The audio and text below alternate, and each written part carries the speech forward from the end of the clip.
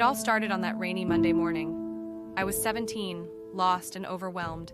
My mom was in the hospital, fighting for her life. My dad had abandoned us years ago, leaving a hole no one could fill. I was left struggling to hold everything together with barely a penny to my name.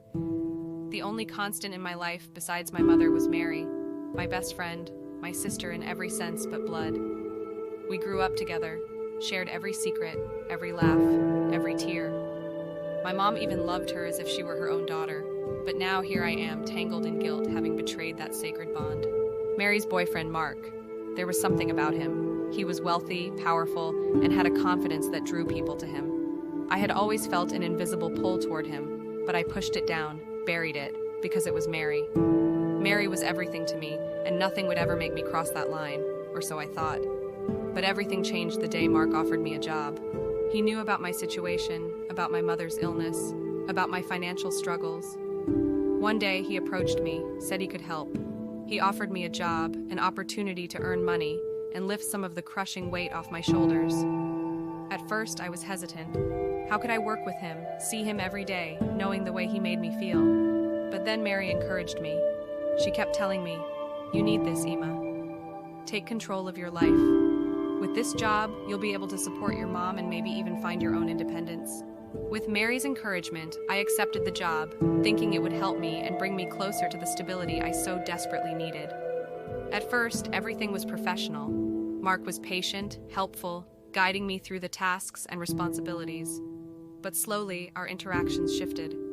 There was something in his gaze, a warmth, an intensity that I hadn't seen before, and I couldn't help but respond.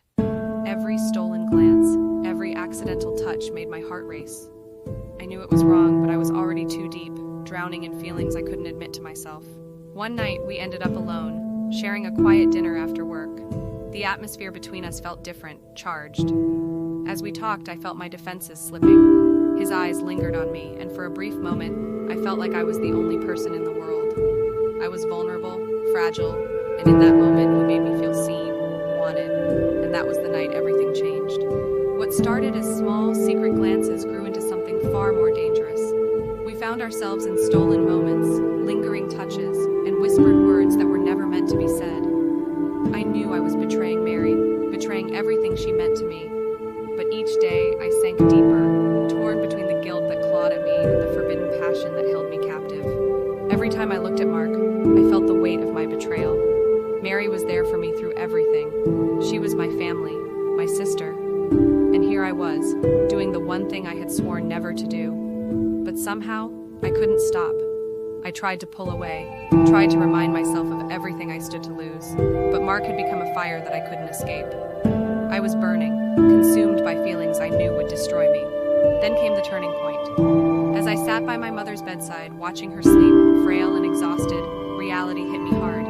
This was wrong. This whole tangled mess was wrong. I couldn't keep going like this. My mother deserved better. Mary deserved better, and so did I. I knew that if I didn't stop now, I would lose everything that mattered. So I made a decision. It was one of the hardest things I've ever done, but I knew I had to end things with Mark. The guilt, the shame, it was too much to bear.